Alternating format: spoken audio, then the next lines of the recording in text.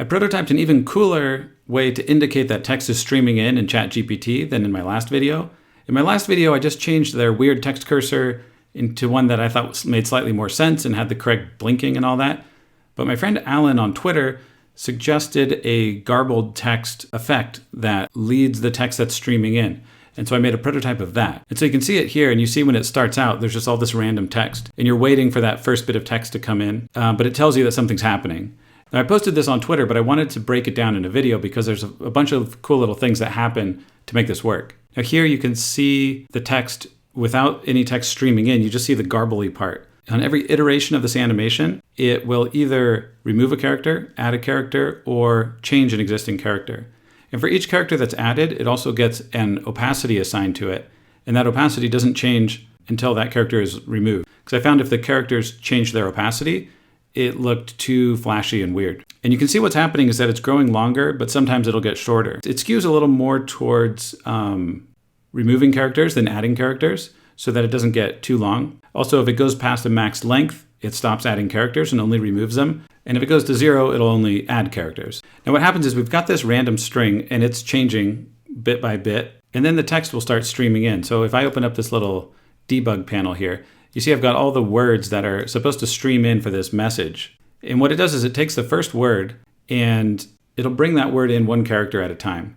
So it's as if OpenAI generated one word, and then it's going to character by character reveal that word. So that character by character reveal, we already know the word at that point. So it happens quickly because we don't want to keep the user waiting.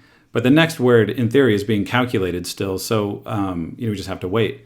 Now that character by character reveal, what's going to happen is when one character comes in, it's going to replace this first character. And when two characters come in, it'll replace the first two characters. But it still calculates the entire random string. It just starts replacing the first bit of it with the characters that come in. That's so that it doesn't start shifting the garbled text over, but actually encroaching on the garbled text, like replacing it over the top. But it can still grow and shrink. And if it shrinks below the length of the text that's come in, then you just don't see the garbled stuff.